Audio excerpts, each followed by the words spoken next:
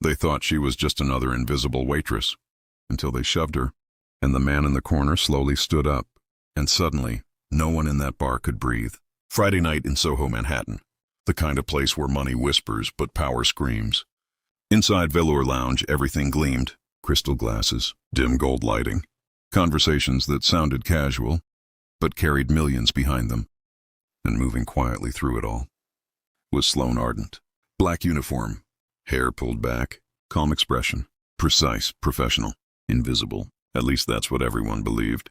No one there knew she used to sit in rooms where decisions shaped industries. No one knew why she walked away from that life. And Sloane never explained. Until that night, before we continue the story. Where are you watching from?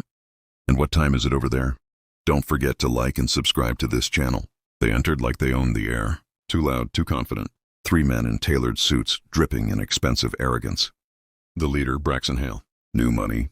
Tech money. The kind that demanded attention. They slid into a corner booth, laughing too hard, talking too big. Sloane approached them with her usual calm. Good evening. What can I get started for you? Braxton barely glanced at her. Then his eyes slowly moved up. Judging, dismissing. Yeah, he said with a smirk. Start with something better than your attitude. His friends chuckled. Sloane didn't react. I'll be right back with your drinks. She walked away, steady, unbothered, but something had already shifted. You could feel it, like tension building before a storm. Minutes later, she returned. Top shelf whiskey. Perfect pour. She placed each glass down with care. And then it happened. One of the men nudged the table. Hard. The glass tipped. Whiskey spilled across Braxton's sleeve. Silence dropped instantly. Braxton stood up fast. What the hell is wrong with you? Sloane met his eyes. Calm. You moved the table. That was it. That one sentence. The air turned cold. You blaming me? He asked slowly. I'm stating what happened. Now people were watching. But like always, no one stepped in. Braxton moved closer. Too close. You think you can talk to me like that? He muttered. Sloane didn't step back, didn't lower her gaze. I won't apologize for something I didn't do. That's when he snapped. He grabbed her tray and shoved it. Hard glasses shattered across the marble floor. The sound echoed through the entire lounge. Sloane stumbled back. Her breath caught. But she didn't fall. Didn't cry. Didn't beg. And somehow, that made it worse. She's just staff. One of the men laughed. Just staff. The words hung there. Heavy. Ugly. Braxton leaned closer, voice lower now. You people always forget where you belong. That was the moment everything crossed the line. Sloane's jaw tightened, but she stayed silent, controlled, until a voice cut through the room. Low, cold, unshakable. Take your hands off her. Everyone turned. Near the bar, a man stood up slowly. He had been there the entire time. Alone, unnoticed, dark coat, clean lines, no flash. But the second he moved, the entire room shifted, like power had just entered the space. He walked forward. Calm, measured, every step deliberate. Braxton scoffed. And who the hell are you?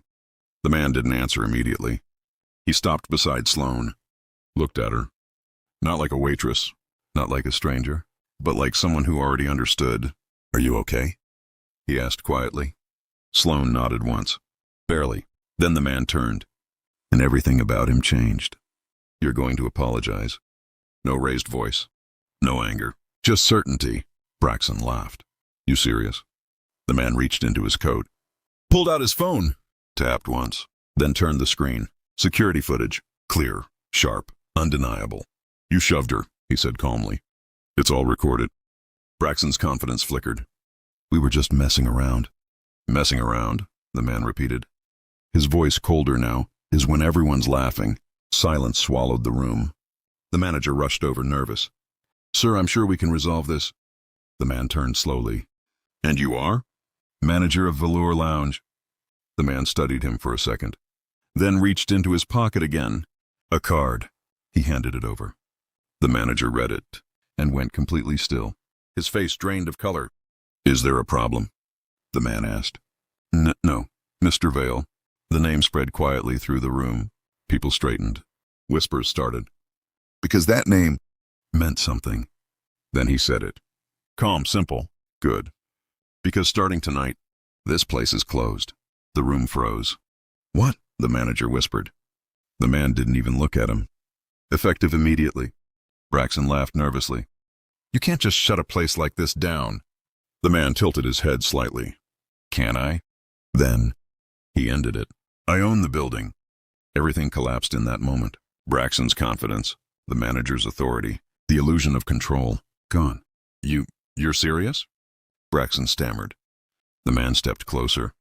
"You didn't just disrespect her," he said quietly. "You showed everyone exactly who you are." Security moved in, this time without hesitation. The men were escorted out. No more laughter, no more arrogance. Just silence. Heavy, uncomfortable silence.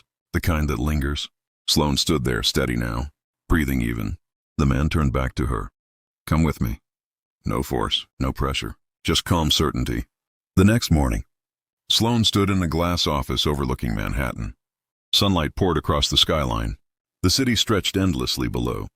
The man, Orion Vale, stood beside her. "You don't belong where people think they can break you," he said. Sloane exhaled slowly. "Then where do I belong?" He looked at her, carefully, somewhere no one gets to decide your worth for you. She didn't answer right away. She just looked out at the city, at everything she had survived, at everything she had walked away from. And for the first time in a long time, she smiled. Because sometimes, it's not the moment they try to push you down that matters most. It's the moment the world finally realizes you were never meant to be beneath them in the first place.